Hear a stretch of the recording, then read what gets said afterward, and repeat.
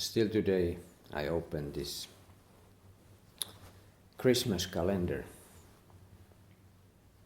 and it's 6th of December, Finland's Independent Day. 103 years old since independence.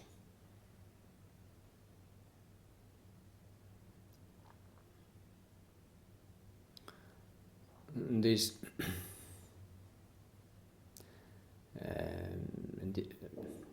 did you notice before Sesshin that in the news it seems that now they are talking a little bit more about those veterans, and one of the last of those that got this one Mannerheim Cross medal something died just recently, and he was the last one of those. And it seems that Finnish people, there are a lot of people who kind of have respect and kind of honors those people who had to fight in a war. My grandparents were there fighting, and they survived.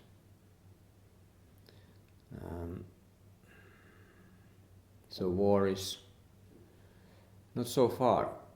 This country was in a war also.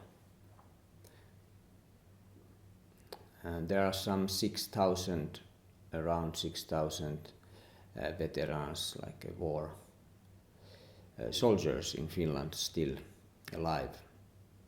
But every day 6 of them about will die.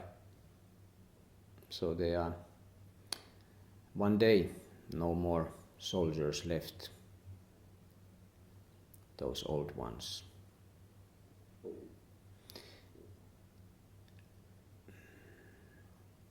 I'm not a nationalist, I mean, not at all, but it has to say that it's of course something that we don't think about so often. For example, we can have the Sesshin here. Some countries it's not possible, even possible to have this kind of event happening because of politics and other reasons by government and kings and rulers.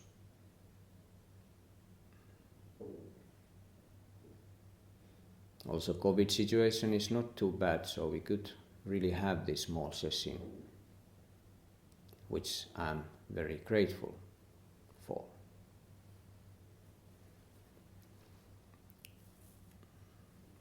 And a little bit more about this independence. It is true that those young men's boys then long ago they had to do something that they didn't want. They had to sacrifice their lives, they had to go for war, but anyway they did it in order to protect something that they felt was worth of doing so.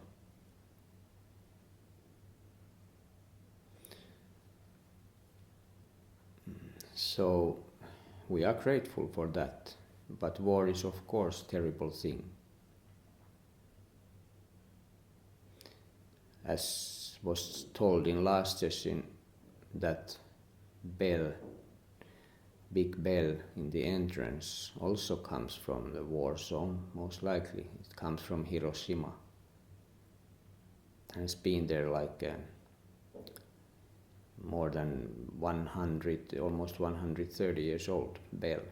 So many hands and many hammers has touched it and made a sound.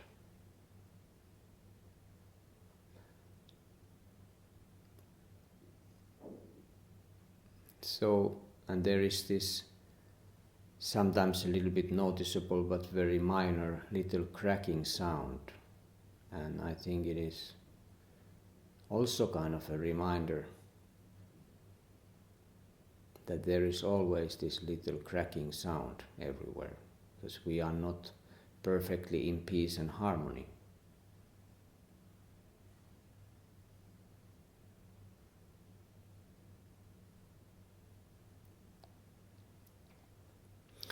And when this Independence Day 103 years ago was real, this country became free. Every citizen became free simultaneously.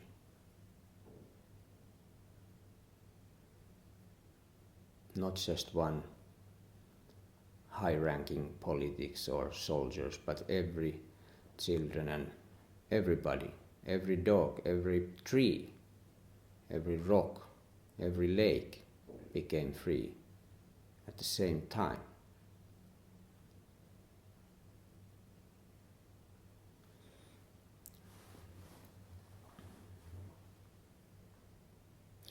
So koan number 6, because it is the 6th of December.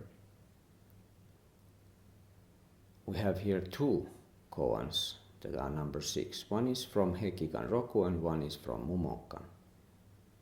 So we might look both of them.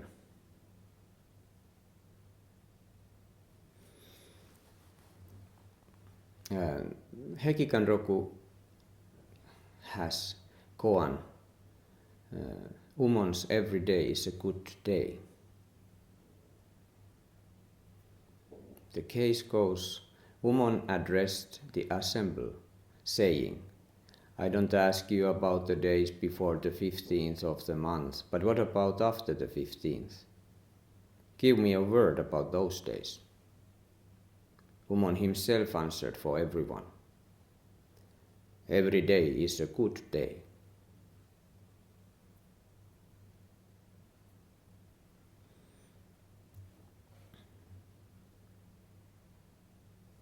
Was it a good day before independence? Is it good now, after?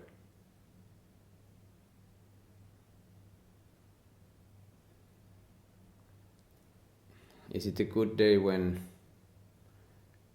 things sucks?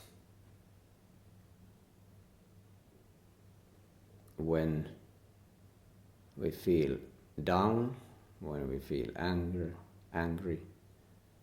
when we have fear, when we are sick, when we feel unbalanced somehow, when we are too much stuck with separation, when we feel alone. How about those days? Are they good days?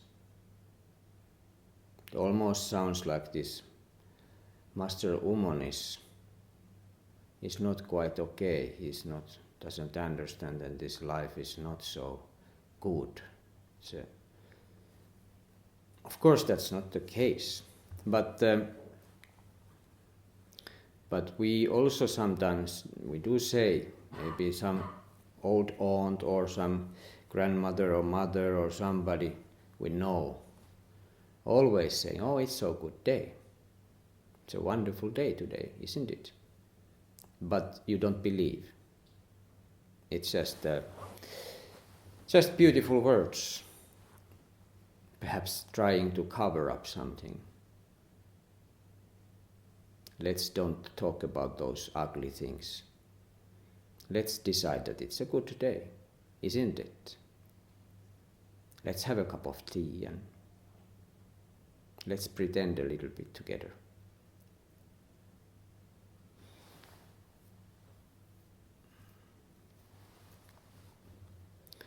What about if we do things that we would regret afterwards? What we commit some crime? Those things happens. Almost like we could say ordinary people. Sometimes they are not born to be criminals, but suddenly they are behind the bars for years because they happen to be in the wrong place at the wrong time, getting to know people that they shouldn't have ever met. Every day is a good day.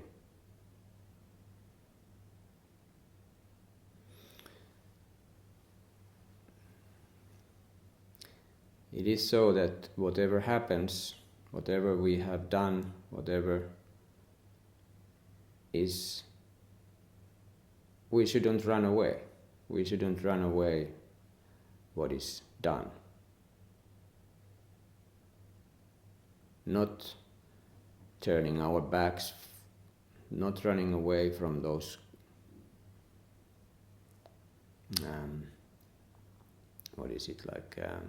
that comes out, consequences.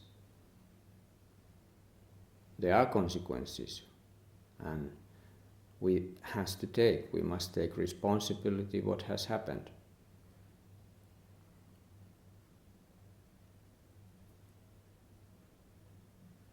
Breath by breath, we take responsibility. If we find ourselves in a prison, then that's fine. We will face that breath by breath. We let it go. That's then reality, shining reality anyway.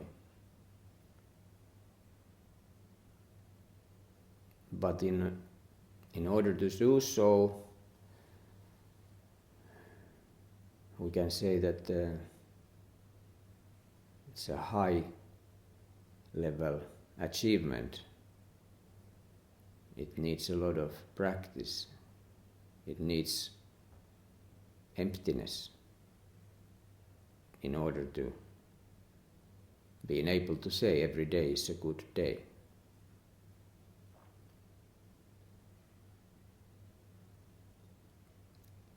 There is this saying, you go down 7 times, you come up 8.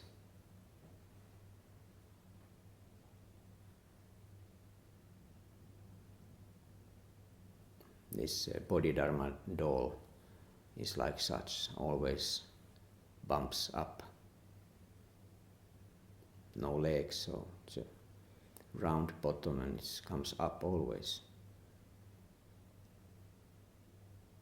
And every time when it pumps up, it says, every day is a good day.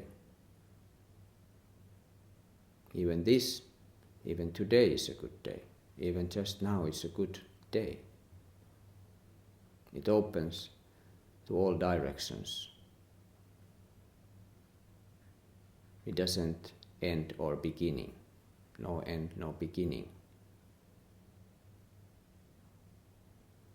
Eternally open.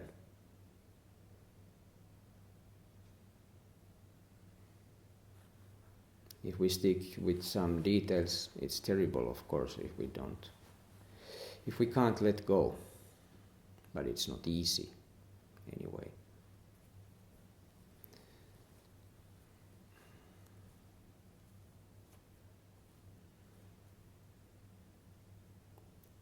And then we can also introduce the second one.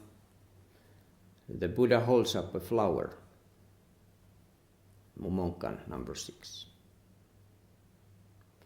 Once when the world-honored one in ancient times was upon Vulture Peak, he held up a flower before the assembly of monks. At this, all were silent. The venerable Kassapa alone broke into a smile. The world-honored one said, I have the all-pervading eye of the true Dharma, the secret heart of incomparable nirvana, the true aspect of formless form. It does not rely on letters, and it transmitted outside the scriptures. I now hand it on to Mahakasyapa.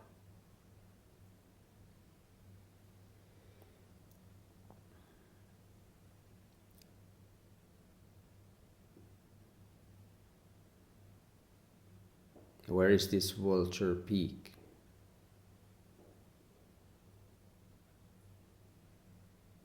It is everywhere where we can see and smile this flower.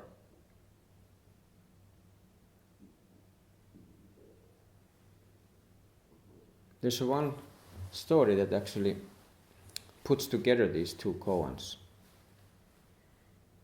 Or kind of a challenge is this: every day is a good day, and the Buddha holds up a flower. I think it was, perhaps it was in 90s somewhere, around 90s. And every third year in Bodh Gaya, they will arrange this. They will have a special ceremony, Kalakhara or something like that, Tibetan Buddhist ceremony. And His Holiness Dalai Lama is he's there, leading the ceremony, and it takes several days, and thousands of people will arrive. And in this ceremony, they among other things, they will make this huge sand mandala in details. They are highly skilled monks who are working with that mandala, and I think it is something like what we have there in the other room, but big and made of colored sand. And when it is done, they will have the ceremony. And then after the ceremony, they will wipe it out. After many, many long days of hard work, then they just calmly wipe it away. And those colors will be mixed together, those different grain of sand, and it doesn't look same after that. So this one particular year, there was this ceremony, and there was one man.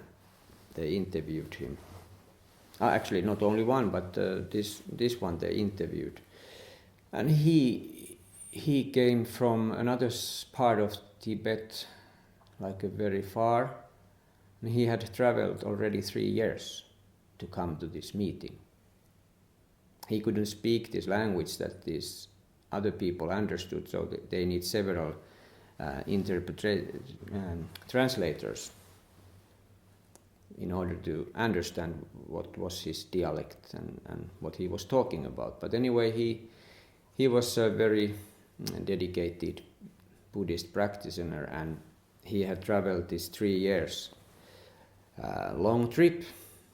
And not just that, but every third step he made a full prostration, like a full prostration, like they do in Tibetan tradition, throwing himself to the ground. Every third step. And as you know, Tibet is not that it's not like a green grass growing everywhere. There are hard rocks and not at all easy to do that. So he had a lot of marks on his skin, and some heavy, had grown a thick skin, of course, somewhere. And he did, and he prayed all the way, and then he arrived for the ceremony. And then this who was introducing this ceremony told that Dalai Lama had just flew, he will cancel this. So, but next, come again after 3 years.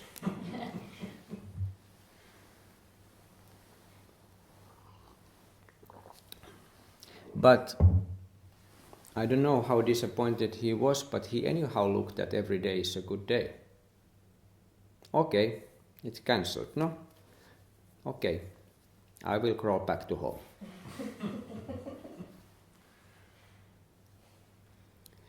of course they had a ceremony anyway, but it wasn't of course the same because this the Dalai Lama was not there. So that's what he was also wanted to meet him.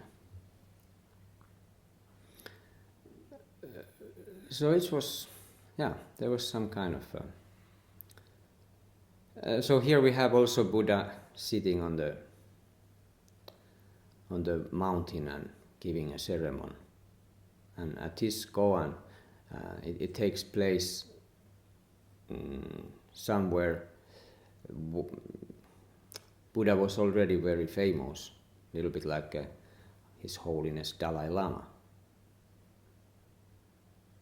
And thousands of people would come. And it's almost a little bit similar situation because perhaps they are really waiting for something spectacular. But he just picked up this flower.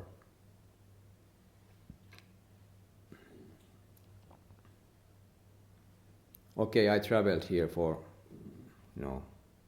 it took many days to come here, and now you just saw me this flower.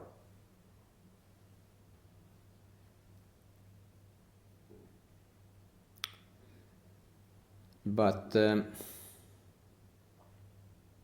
this Mahakashyapa was a closest student of Buddha, and if I remember correctly, he sat next to Buddha because of his appearance was not that.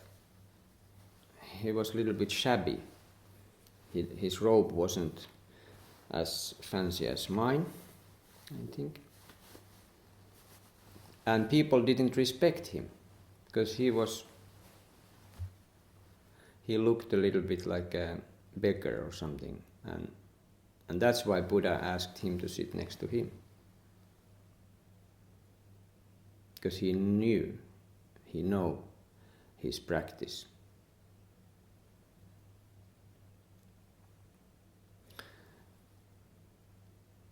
But the most important thing in this koan, of course, is like basically in any koans.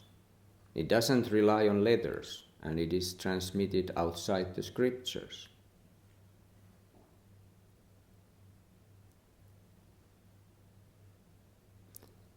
We don't have here in Zen practice so many texts on the wall, or we don't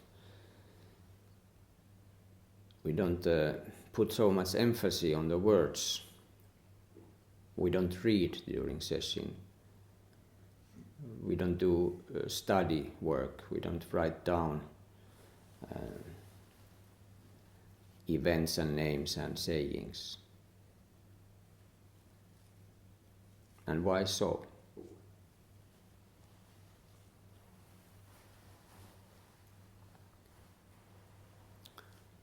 That's something we do perhaps outside of session. But here we have come here to do something different.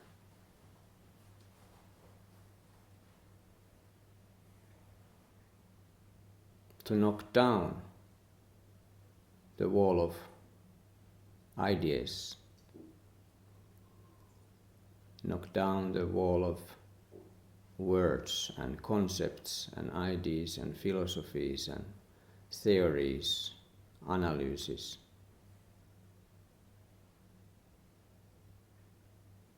But that wall is pretty thick and tall.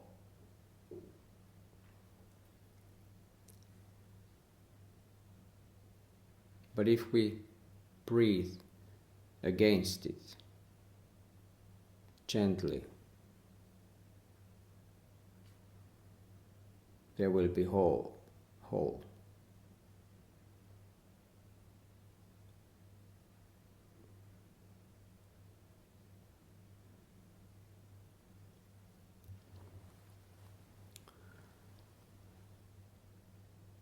Also, I was going to talk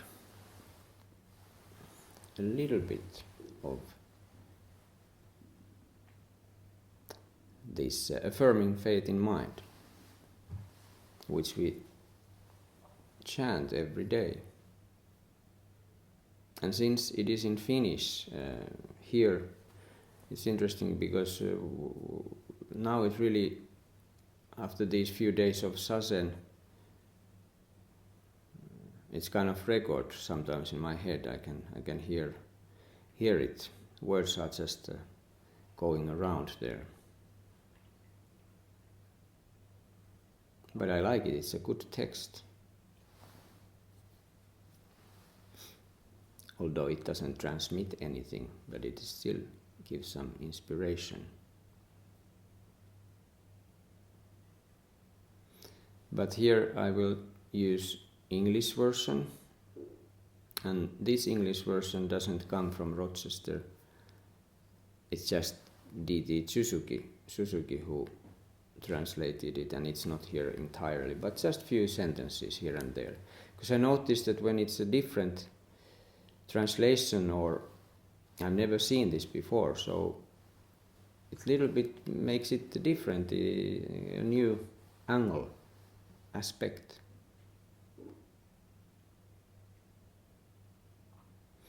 But before into this,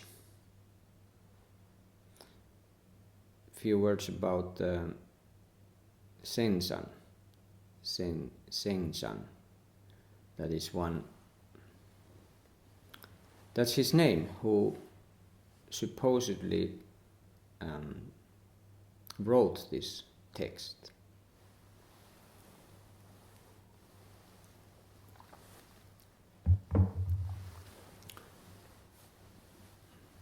And he was a student of Huike,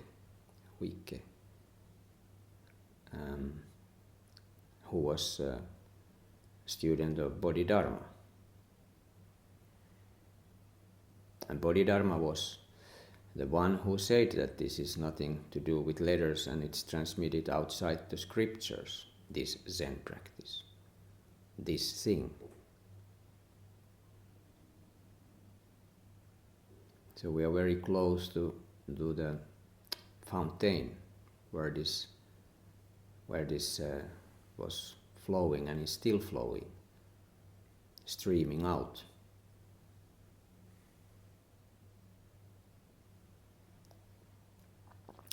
And Bodhidharma himself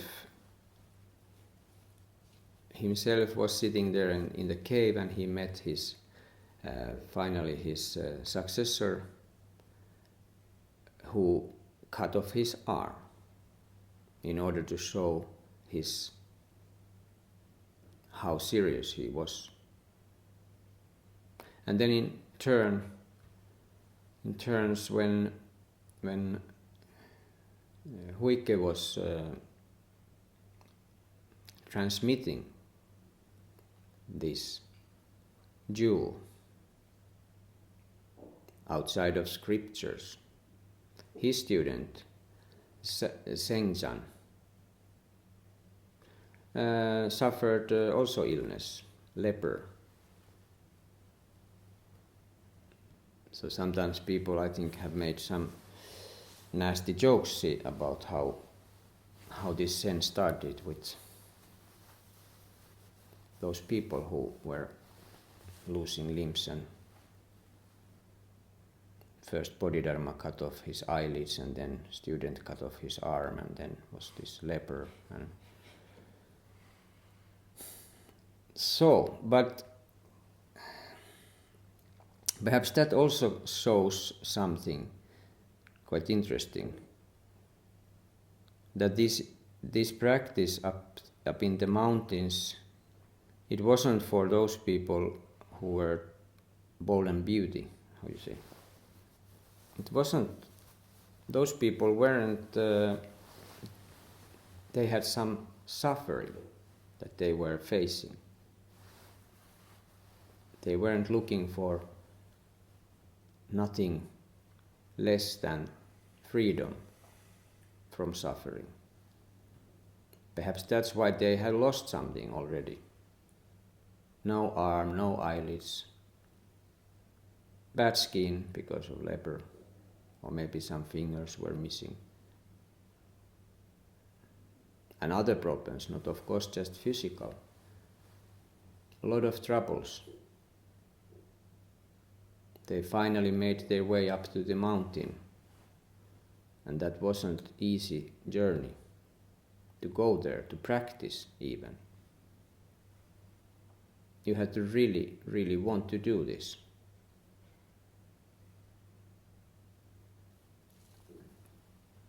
And Seng-san, he said something like, he also asked help from Huike. He said something like that, could you help me please, that I have done unskillful things. I've done unskillful things, please could you take them away, these sins that I am full of. I'm a bad person. Could you make me better?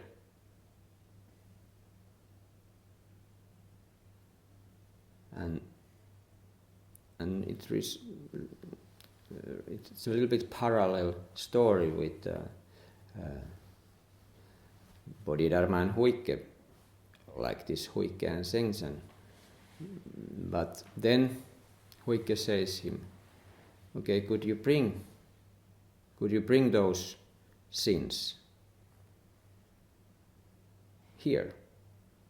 Could you show them to me? What is this unskillful mind you have? Can I have it? Can we look at it? And he sincerely investigated this request, but he too had to come up and say, I don't know where they are. I can't find them. That's interesting. We are sure that we are this or that.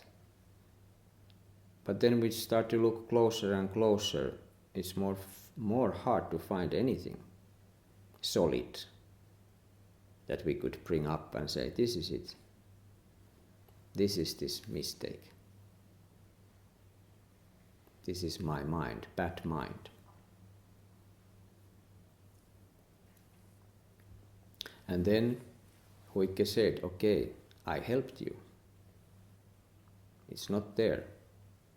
And he then said that Seng-san should follow Buddha Dharma Sangha. He said that this mind is Buddha. This mind is Dharma. And then he also said Buddha and Dharma, they are not separate, and it's the same with Sangha. They all are together one thing. And then he gave a name to this Seng-san, means like Sangha light.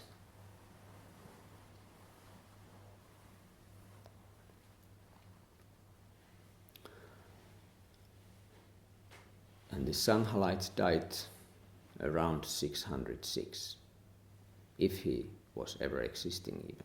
These people sometimes are a little bit difficult to trace back, really. But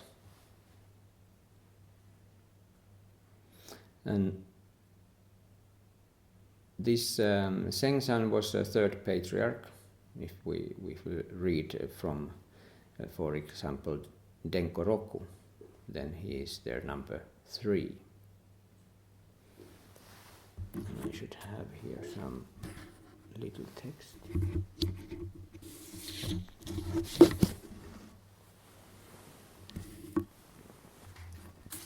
And then there was this verse attached to this Zengzan. Within emptiness there is neither internal nor external. Within emptiness there is neither internal nor external. Our deeds, whatever we do, they are not leaving traces.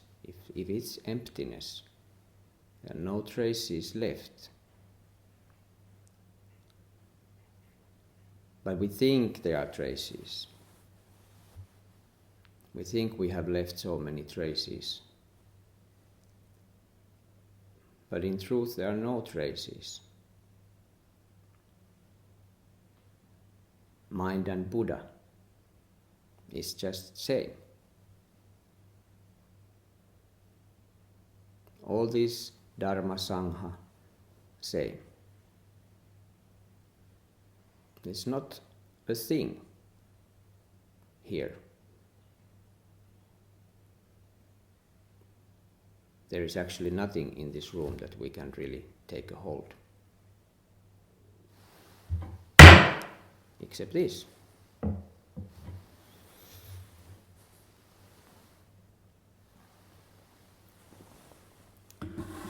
But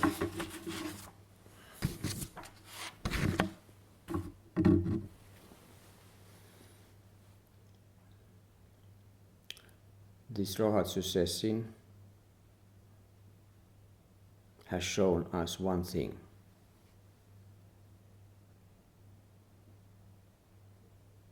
We need more sessions. We need longer ones.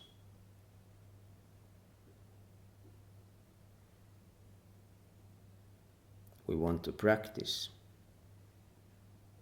We want to sit day after day. We want to just breathe. It takes few days to calm down, but now when we've done this, we see this potential. We could dive deeper. We really could get to know this thing, become it.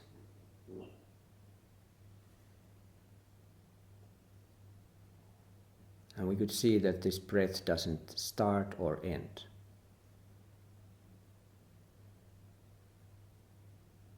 I said yesterday that this is not like the childhood Sunday. No, this is even better.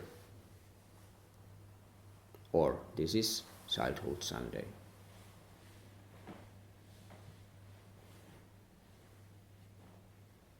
So we must finish here. May all beings attain the Buddha way.